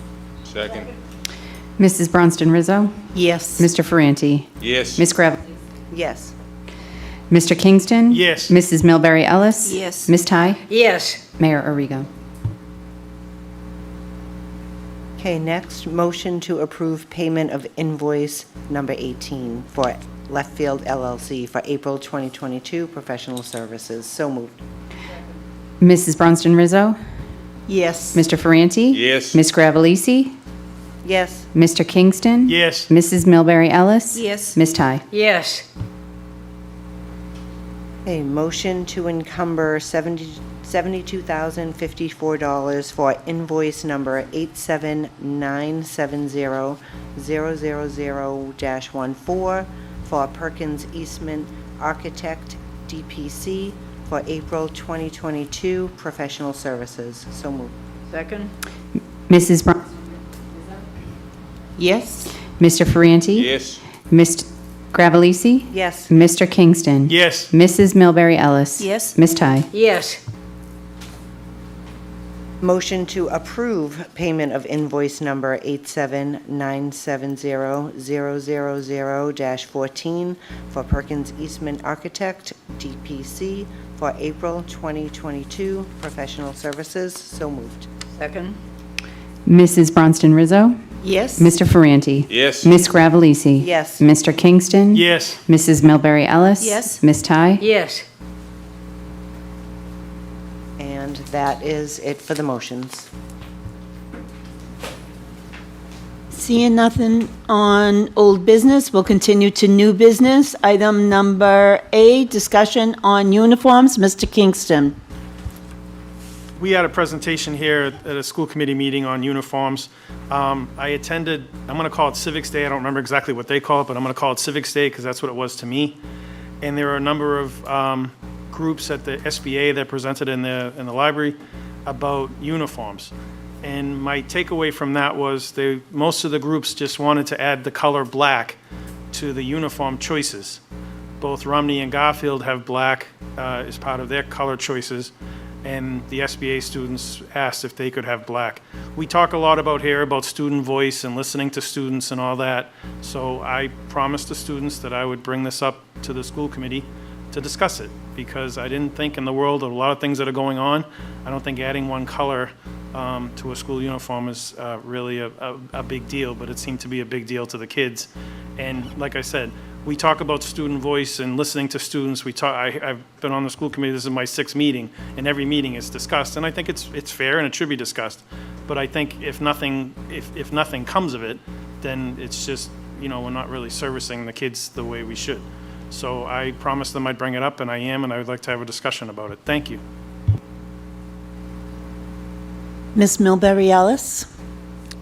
If the other two middle schools are incorporating black into their uniform, I wouldn't have any problem with it.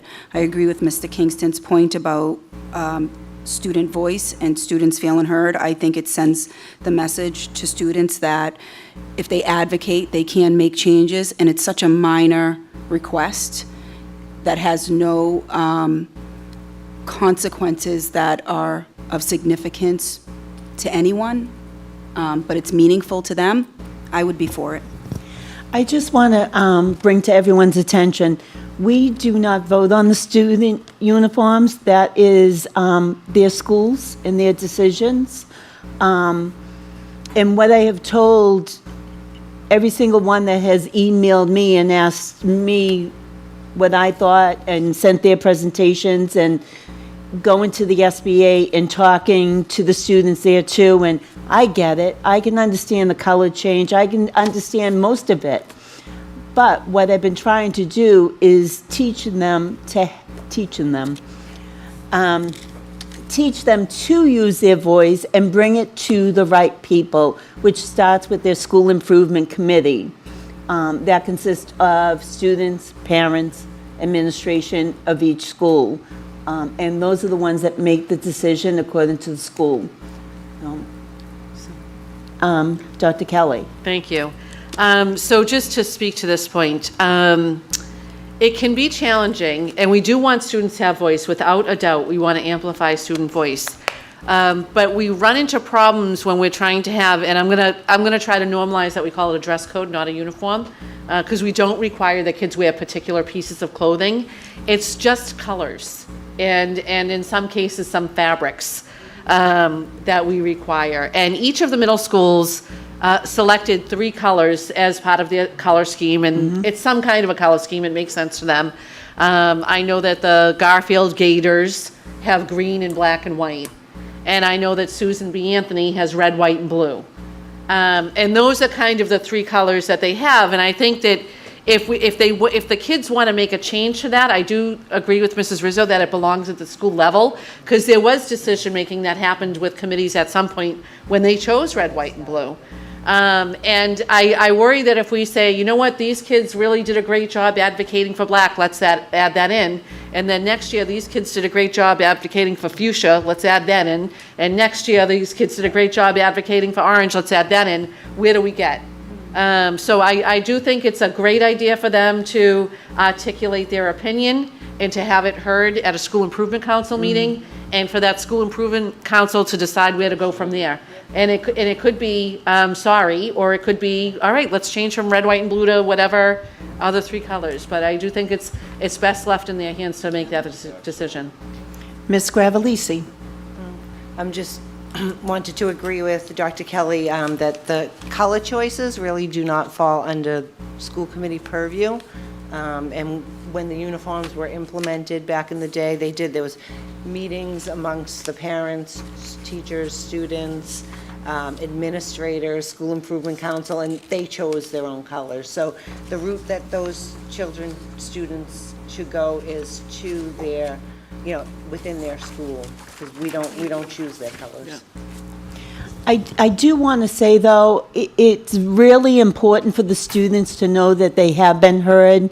So I think, Mr. Kingston, I think it was a great opportunity for them to experience that discussion with you and to know that you brought it up tonight so that you even listened to them. And, all we can do is listen and hopefully point them in the right direction to where they can make their changes. So I thank you for listening. I wasn't expecting us to vote the color black tonight. I wasn't expecting a roll call. All I told the kids was, I made a promise to them, and I try to keep my word, that I would bring it up for discussion. So it's been aired publicly, it's on television, and hopefully they watched it and saw it, and they know where to go. So it wasn't about, I didn't expect a vote tonight. I didn't expect to add the color black to the SBA, but I made a promise to the kids, so they were heard. Their opinions were given, and they know how to fix it going forward if they so choose, and that's really all I was planning on doing. I wasn't planning on us to vote, and I understand it's not the forum for it. I do understand, but thank you. Thank you for the time. No, thank you, Mr. Kingston. Next item, resolution regarding sanctuary laws for transgender students. I had asked Robin to send this out with the agenda so that you had the opportunity to look it over. And if you would indulge me so that I could read the resolution. Whereas the Commonwealth of Massachusetts has a long history of standing for civil rights, including advocacy for a Bill of Rights in the Constitution. And whereas Massachusetts codified gender identity as a protected class in the 2011 Act relative to gender identity, and whereas all children deserve a safe environment in which to grow up, and whereas some state governments are now criminalizing supportive medical care for trans individuals, moving to bar families from traveling to assess such care, and otherwise violating the civil rights of trans children and their families, and whereas the defense of the civil rights of the historically marginalized is contained within the first article of the Massachusetts Constitution, right of seeking and obtaining their safety and happiness. Therefore, the Revere School Committee, along with Massachusetts Association of School Committees, call on the Great and General Court to join with other states in the passage of so-called sanctuary laws to ensure such children and their families have the power of enjoying in safety and tranquility their natural rights and the blessings of life as guaranteed by the Constitution of the Commonwealth. So this will be a resolution that is brought up in November at the Delegate Assembly. So I ask for my colleagues to support this resolution, not only to affirm our dedication to inclusion, but to forward to our state delegation. And also, if this goes forward, so that our students and faculty are assured that we stand behind them, I request that this resolution be shared with all our faculty and students. Second? Second. All approve? Aye. Discussion? I should have said before all approve. Anyone have anything? Okay. Executive session, I see nothing for executive session, and I will entertain a motion for adjournment. I make them second. Ms. Ty and Mr. Ferranti. We will come together again July 16th. So thank you. Good night.